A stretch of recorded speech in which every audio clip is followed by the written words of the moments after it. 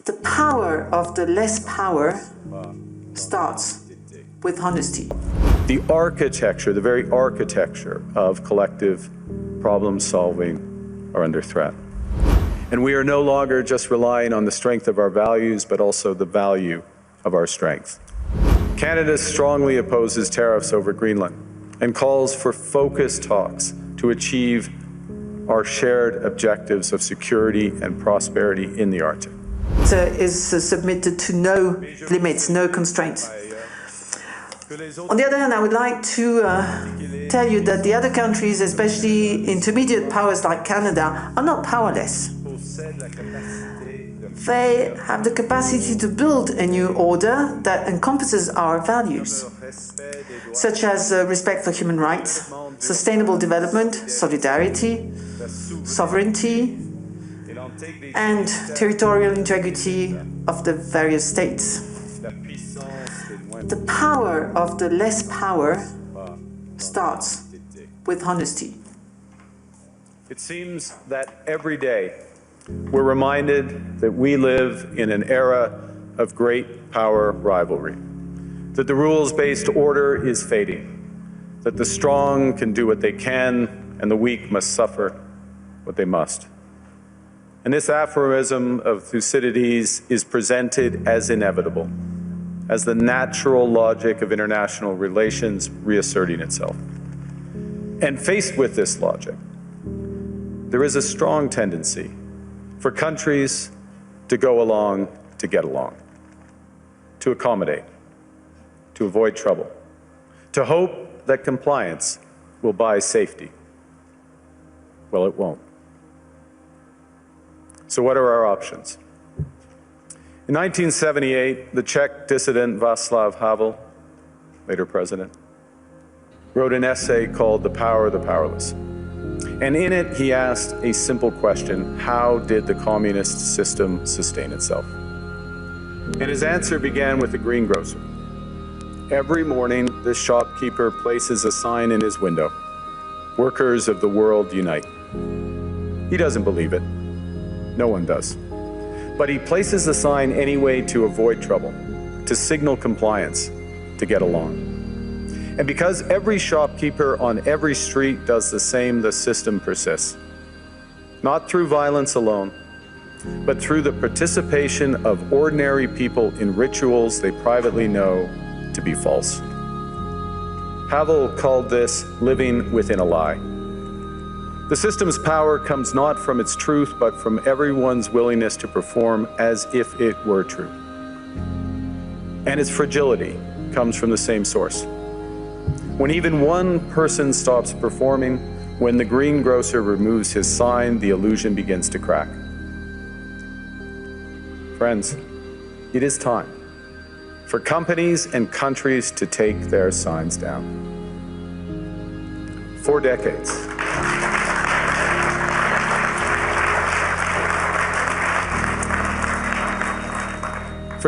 countries like Canada prospered under what we called the rules-based international order. We joined its institutions, we praised its principles, we benefited from its predictability. And because of that, we could pursue values-based foreign policies under its protection. We knew the story of the international rules-based order was partially false, that the strongest would exempt themselves when convenient, that trade rules were enforced asymmetrically. And we knew that international law applied with varying rigor depending on the identity of the accused or the victim. This fiction was useful, and American hegemony in particular helped provide public goods, open sea lanes, a stable financial system, collective security, and support for frameworks for resolving disputes. So we placed the sign in the window. We participated in the rituals, and we largely avoided calling out the gaps between rhetoric and reality. This bargain no longer works. Let me be direct. We are in the midst of a rupture, not a transition. Over the past 2 decades, a series of crises in finance, health, energy, and geopolitics have laid bare the risks of extreme global integration. But more recently, Great powers have begun using economic integration as weapons. Tariffs as leverage, financial infrastructure as coercion, supply chains as vulnerabilities to be exploited. You cannot live within the lie of mutual benefit through integration when integration becomes the source of your subordination. The multilateral institutions on which the middle powers have relied, the WTO, the UN, the COP, the architecture, the very architecture of collective problem solving are under threat. And as a result, many countries are drawing the same conclusions, that they must develop greater strategic autonomy in energy, food, critical minerals, in finance and supply chains. And this impulse is understandable. A country that can't feed itself, fuel itself, or defend itself has few options. When the rules no longer protect you, you must protect yourself. But let's be clear-eyed about where this leads.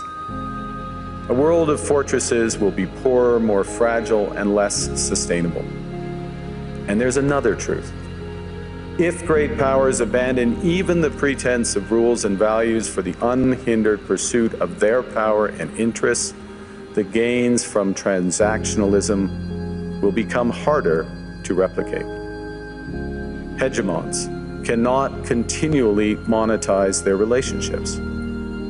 Allies will diversify to hedge against uncertainty. They'll buy insurance, increase options in order to rebuild sovereignty.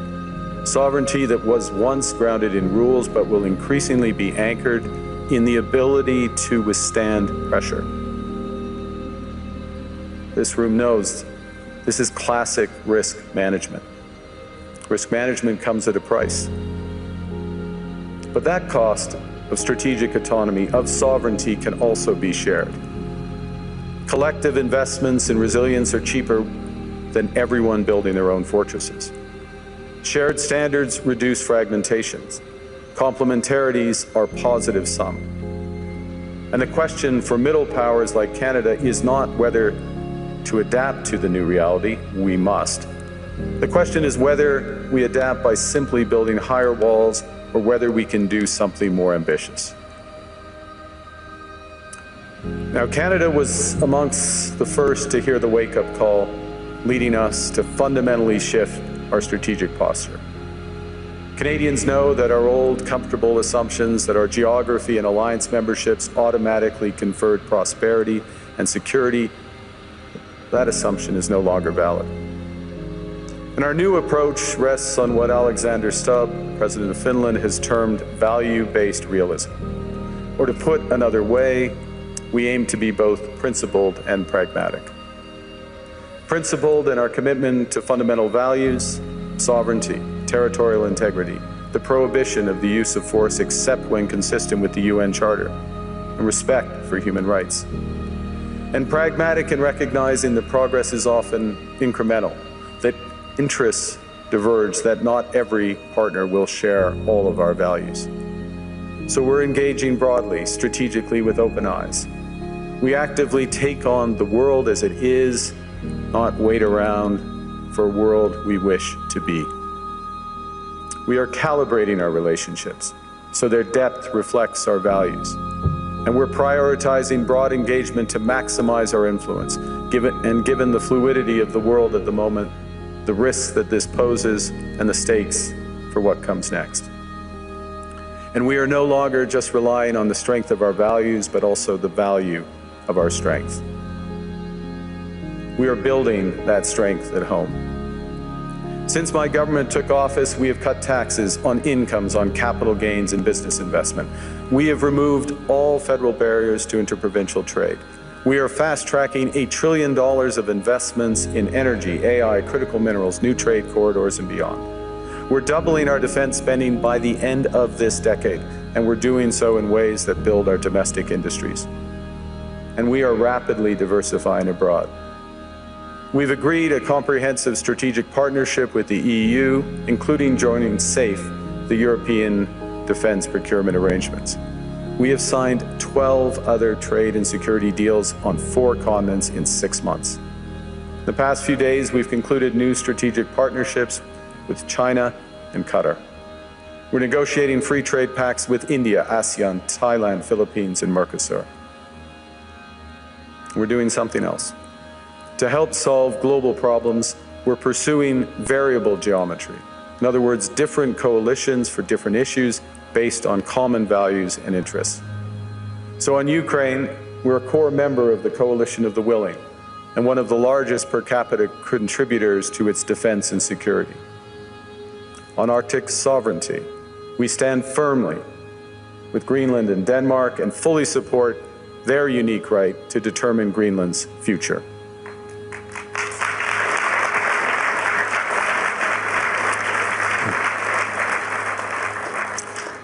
Our commitment to NATO's Article 5 is unwavering.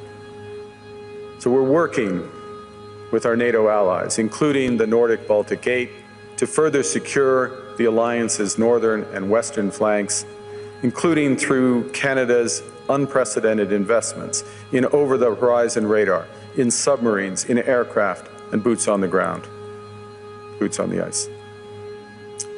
Canada strongly opposes tariffs over Greenland and calls for focused talks to achieve our shared objectives of security and prosperity in the Arctic. On plurilateral trade, we're championing efforts to build a bridge between the Trans-Pacific Partnership and the European Union, which would create a new trading bloc of 1.5 billion people.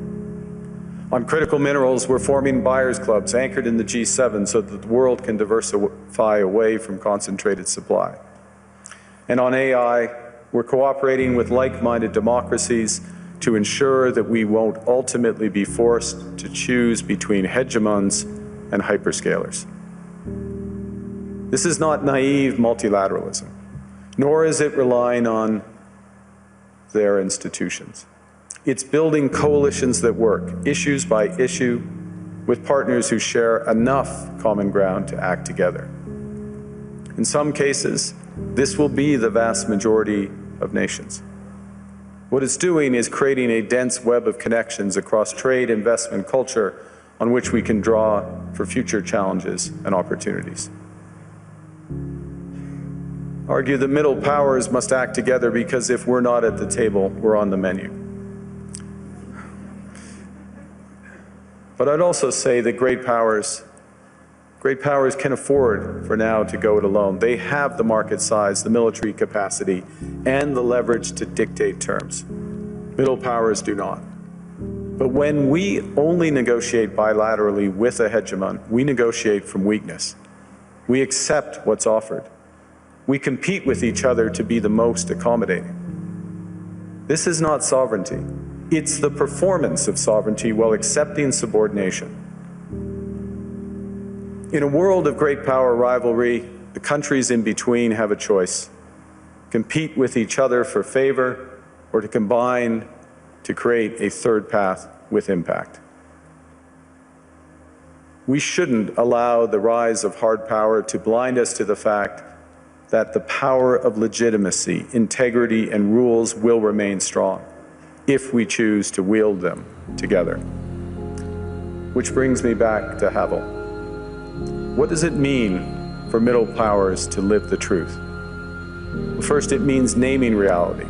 Stop invoking rules-based international order as though it still functions as advertised.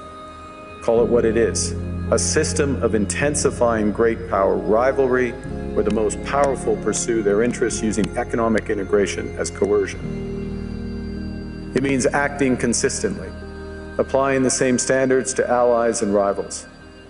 When middle powers criticize economic intimidation from one direction but stay silent when it comes from another, we are keeping the sign in the window.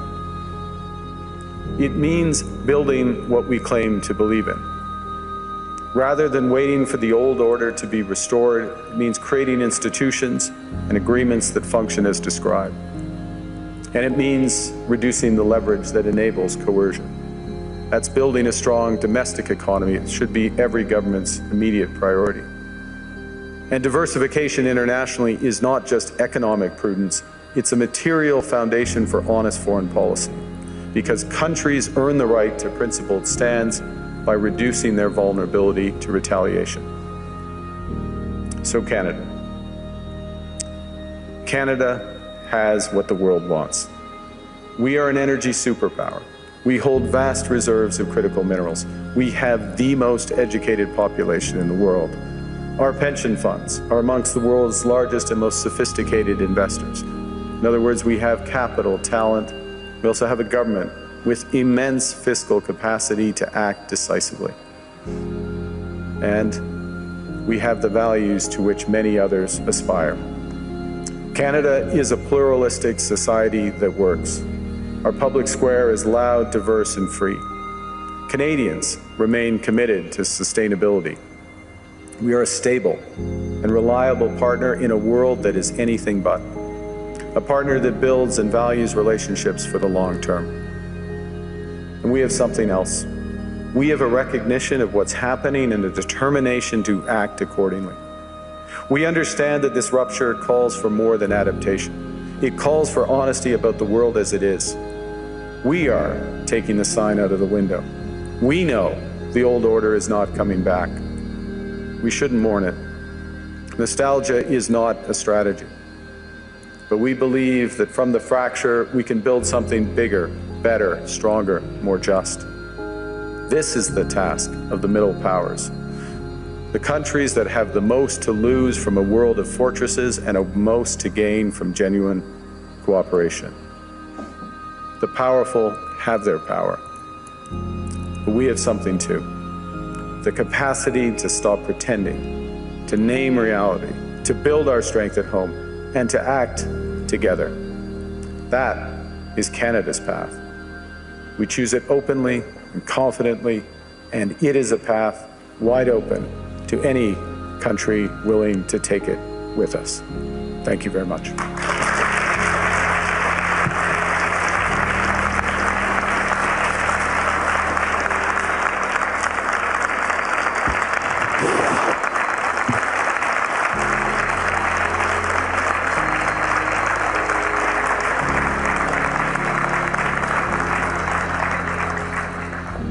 Well, thank you, Prime Minister. I don't think I've seen many standing ovations at Davos.